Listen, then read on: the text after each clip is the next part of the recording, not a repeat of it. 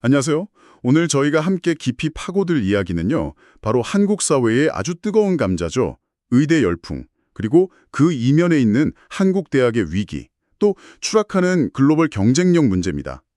김현철 교수님의 여러 인터뷰나 강연 기록, 또 관련 메모들, 여러분이 보내주신 이런 자료들을 바탕으로 한번 이 복잡한 매듭을 풀어보려고 합니다.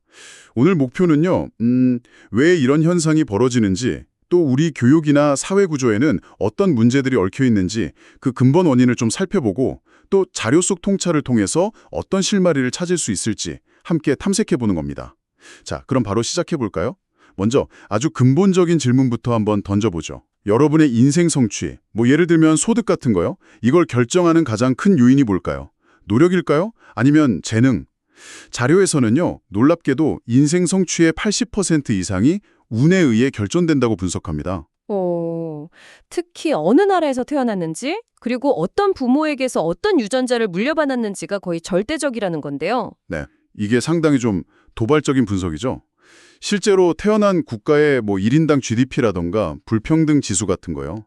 이런 환경적인 요인만으로도 전 세계 개인 소득의 한 절반 정도, 그 정도를 설명할 수 있다는 연구 결과도 있습니다. 이게 쉽게 말하면 아무리 능력이 뛰어나도 좀 저개발 국가에서 태어나면 성공하기가 그만큼 어렵다는 뜻이겠죠. 아, 환경이 그렇게 중요하다는 거군요. 네, 거기에다가 이제 부모로부터 물려받은 유전적 요인이 교육기관의 한 40%, 소득의 30% 이상을 좌우하고요. 또 어린 시절 환경까지 더해주면 정말 우리가 통제할 수 없는 이 운의 영향력이 어마어마하다는 결론에 이르게 되는 거죠. 와, 이게 사실이라면 우리가 정말 철석같이 믿고 있는 거 있잖아요. 노력하면 성공한다. 이 통념은 상당히 흔들리는데요. 그럼 이런 강력한 운의 영향이 오늘 주제인 의대 쏠림 현상이랑은 어떻게 연결될 수 있을까요? 바로 그 지점입니다. 그 성공의 운이 크게 작용한다는 사실은요. 어떻게 보면 개인의 노력이 좀 보상받지 못할 수도 있다는 그런 불안감을 낳거든요. 이런 불안 속에서 사람들은 당연히 실패 확률이 낮고 또 안정적인 성공이 보장되는 길을 찾게 되는 거죠. 아, 그렇죠. 안전한 길. 네, 의대처럼 이렇게 극단적으로 안정적이면서 높은 보상이 보장되는 경로가 비정상적으로 매력적으로 보이게 되는 배경인 겁니다. 노력하면 된다는 믿음이 약해질수록 가장 안전한 길로만 몰리는 현상이 심화되는 거죠. 그렇다면 개인의 노력은 그럼 의미가 없는 걸까요? 그건 아닐 텐데요. 또 국가는 어떤 역할을 해야 할까요? 이 운 앞에서 개인과 사회는 뭘 할 수 있을지 궁금해지네요. 물론 노력이 중요하지 않다는 의미는 절대 아닙니다. 그 노력은 성공을 위한 필수 조건이죠. 하지만 그것만으로는 충분하지 않다는 겁니다. 심지어는 노력할 수 있는 의지나 능력 자체도 유전이나 초기 환경의 영향을 받는다는 연구 결과도 있고요. 아, 정말요? 네. 그래서 국가는 바로 이 지점에서 역할을 해야 합니다. 개인이 통제할 수 없는 이 운의 불평등을 보정해 주는 거죠. 좋은 나라, 그러니까 실패해도 다시 일어설 수 있고 양질의 일자리가 많은 나라, 이런 나라를 만들면 국민 전체의 기본적인 성취 수준 자체가 올라갑니다. 그게 바로 국가가 보장하는 50%라고 볼 수 있는 거고요. 특히 중요한 건 인생 초반, 그러니까 태아기부터 영유아기에 대한 집중 투자입니다. 그 제임스 해크만 교수가 노벨 경제학상 받은 연구 있잖아요. 네, 해크만 곡선 말씀이시죠. 맞습니다. 이 시기에 투자하는 것이 교육이나 소득 증대는 물론이고 심지어 범죄율 감소까지 장기적으로 봤을 때 가장 큰 수익률을 보인다는 겁니다. 이때 사회성, 자존감, 끈기 같은 이런 비인지 능력을 키워주는 게 아주 중요하고요. 또 그 환경 때문에 잠재력을 발휘하지 못하는 잃어버린 아인슈타인들 있잖아요. 특히 저소득층이나 여성 중에서 이런 인재를 발굴하고 지원하는 것이 국가 혁신의 핵심 동력이 될 수 있습니다. 그럼 개인적으로는 어떤 태도를 갖는 게 도움이 될까요?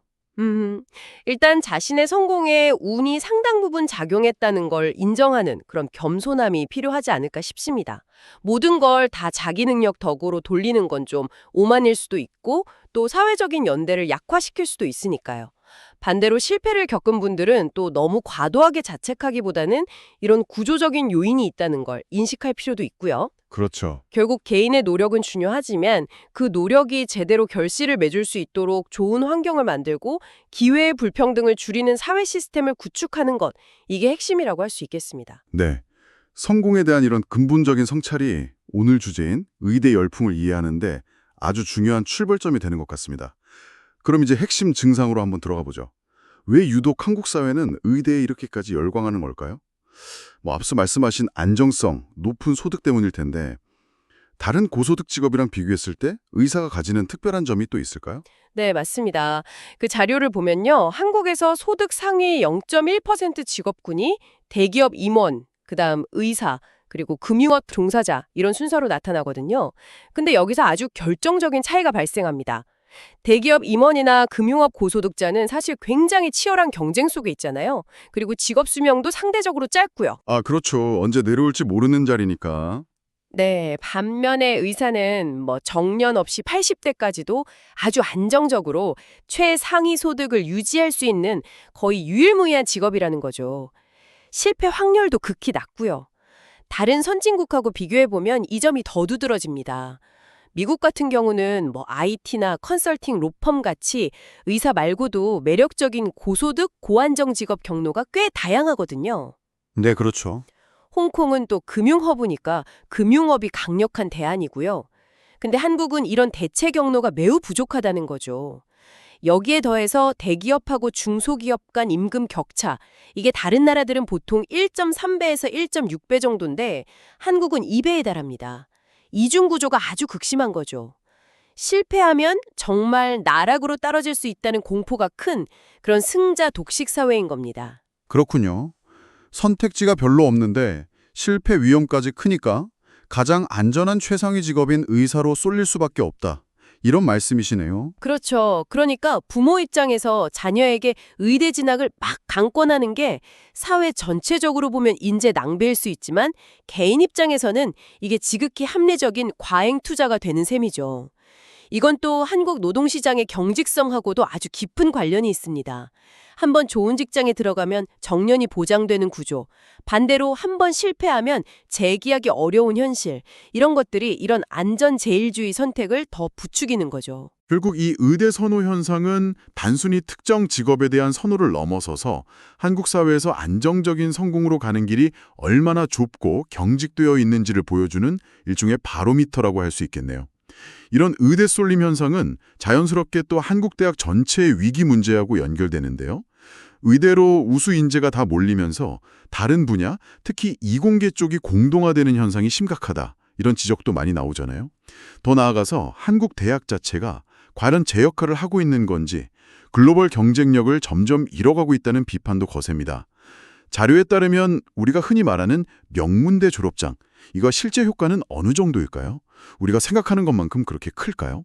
이게 흥미로운 연구 결과들이 꽤 많습니다.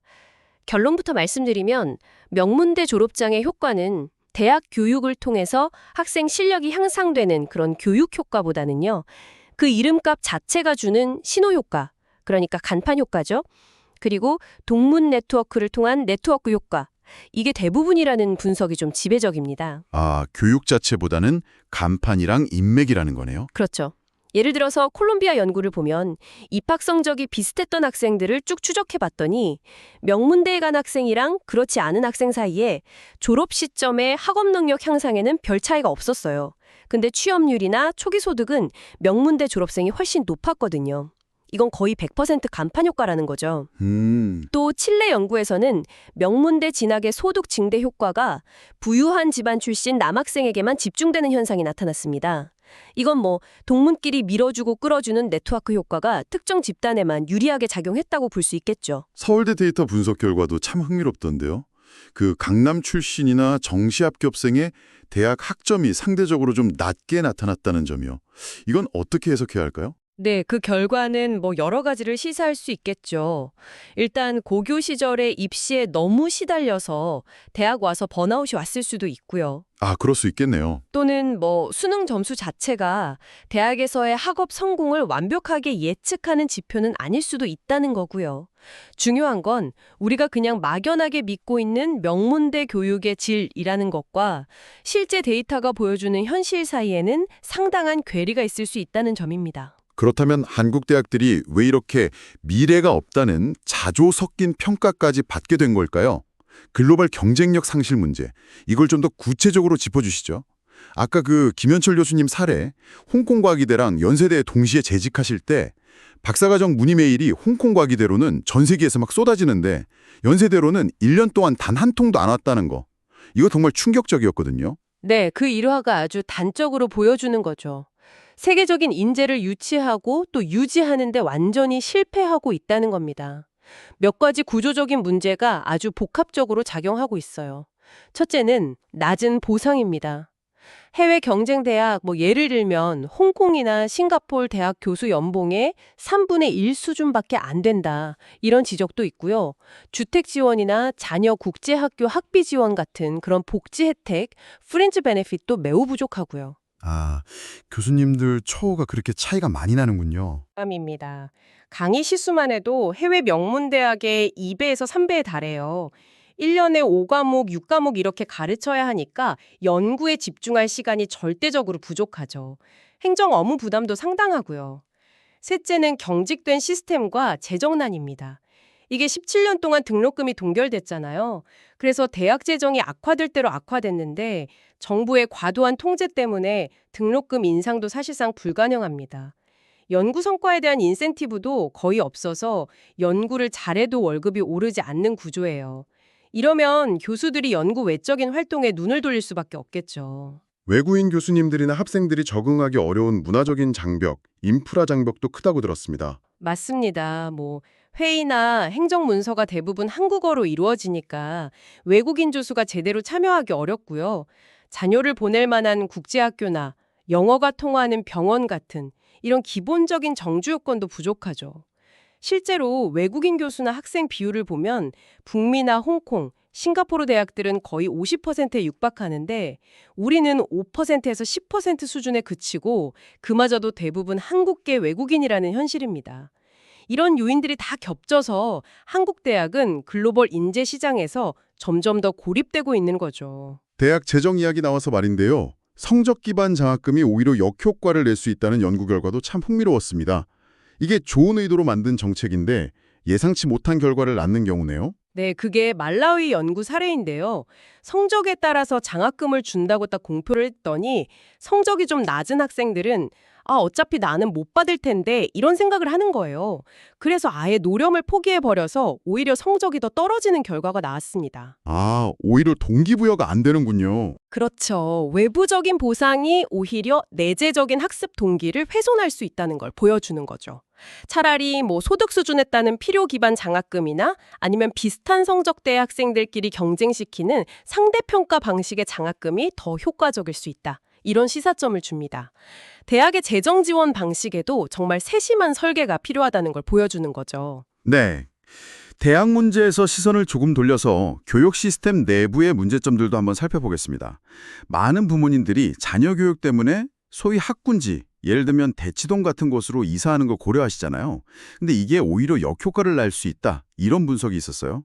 친구 효과를 기대하는 거랑은 좀 다른 결과인데요. 그 친구 효과라는 것 자체는 분명히 존재합니다. 근데 이게 매우 복잡하게 작용해요. 여러 연구를 보면 성적이 좀 낮은 학생은 최상위권 학생들하고 어울리는 것보다는 자기보다 약간 더 잘하는 중간 수준의 친구들과 함께할 때 긍정적인 자극을 받는다고 합니다. 너무 잘하는 친구보다는 비슷한 수준에서 조금 더 잘하는 친구요. 네. 무리하게 최상위권 환경으로 옮겨서 큰 연못의 작은 물고기가 되면 오히려 계속 비교당하면서 자존감이 떨어지고 학습 의욕을 상실할 수 있다는 거죠.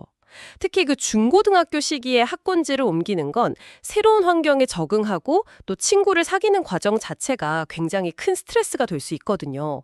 그래서 부정적인 영향을 미치기도 합니다. 아까 말씀드린 그 강남 출신 학생들의 낮은 대학 학점 문제하고도 연결될 수 있는데 고등학교 때 너무 지나치게 경쟁적인 환경에서 에너지를 다 소진한 결과가 대학에서의 번아웃으로 이어질 수 있다. 이런 해석도 가능합니다. 그렇다면 우리 교육 시스템이 앞으로 나아가야 할 방향은 뭘까요? 특히 혁신가를 길러내려면 어떤 변화가 필요할까요? 자료에서는 똑똑한 문제야 이런 표현을 쓰던데요. 네, 그 경제학 연구들을 보면요.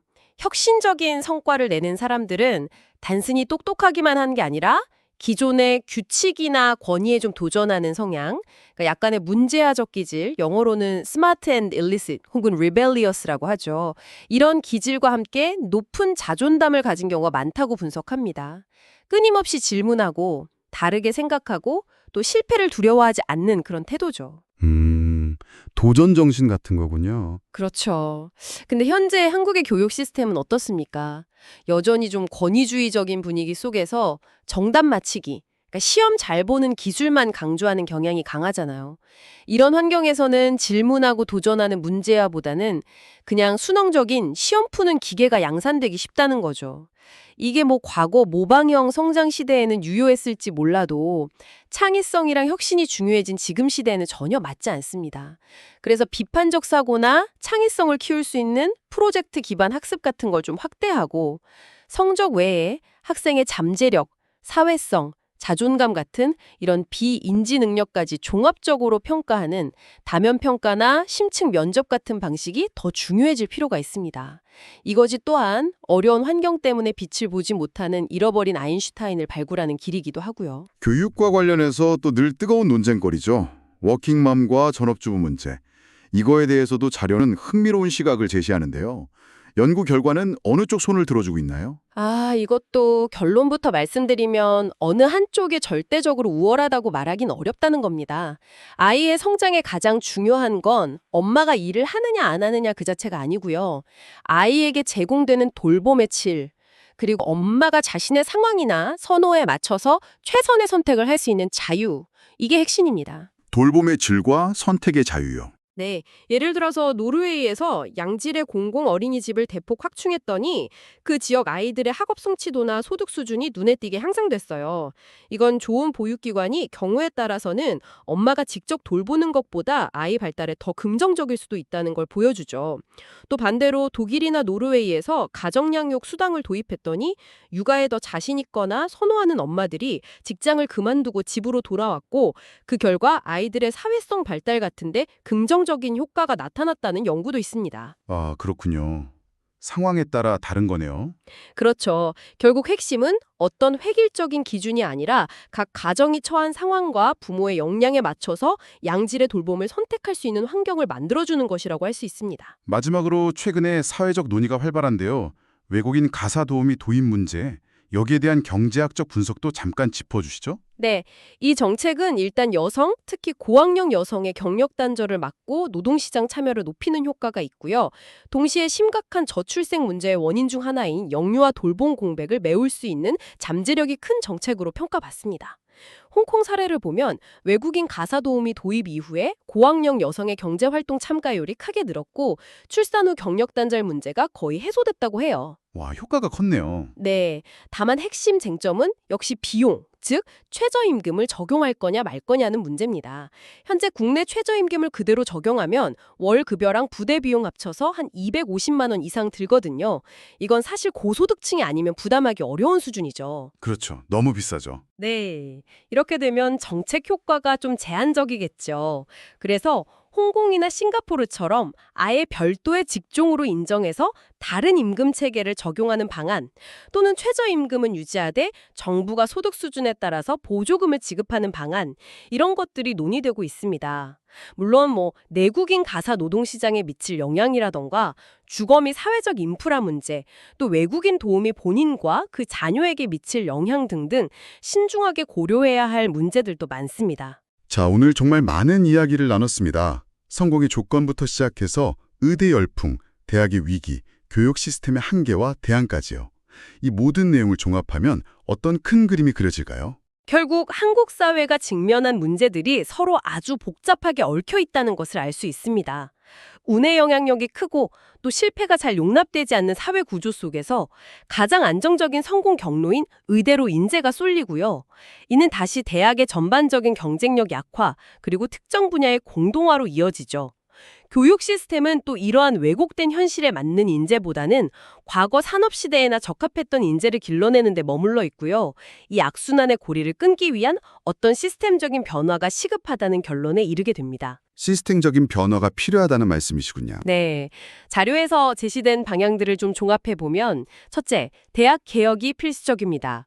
등록금 자율화 등을 통해서 재정 및 운영의 자율성을 확보해야 하고요. 글로벌 스탠다드에 맞는 보상체계와 연구 환경을 구축하고 연구 성과 중심의 인센티브를 강화해야 합니다. 둘째, 교육 시스템의 혁신이 필요하죠. 시험 점수 위주의 획일적인 평가에서 벗어나서 혁신가를 길러낼 수 있는 교육 내용과 다양한 잠재력을 평가하는 방식으로 전환해야 하고요. 셋째, 더 근본적으로는 노동시장의 유연성을 높이고 사회 안전망을 확충해야 합니다. 실패해도 다시 일어설 수 있다는 믿음이 있어야 젊은 인재들이 안정적인 직업 대신에 창업 같은 도전을 할 수 있겠죠. 마지막으로 성공과 실패에 운이 크게 작용한다는 것을 사회적으로 인정하고 그 불평등을 줄이기 위한 노력, 특히 초기 환경의 격차를 줄이는 투자가 정말 중요합니다. 오늘 분석을 마무리하면서 이런 질문을 한번 던져보고 싶네요. 우리 삶의 많은 부분이 개인의 통제 범위를 넘어서는 운이나 환경에 의해 결정된다면 어쩌면 우리 사회에 가장 필요한 혁신은 기술 개발이나 경제 성장이 아닐지도 모르겠습니다. 진정한 혁신은 좋은 대학과 좋은 직장이라는 그런 획일적인 성공의 잣대를 넘어서서 다양한 형태의 삶과 기여를 존중하고 그 가치를 제대로 인정해주는 우리 인식의 근본적인 전환이 아닐까요? 여러분의 생각은 어떠신가요?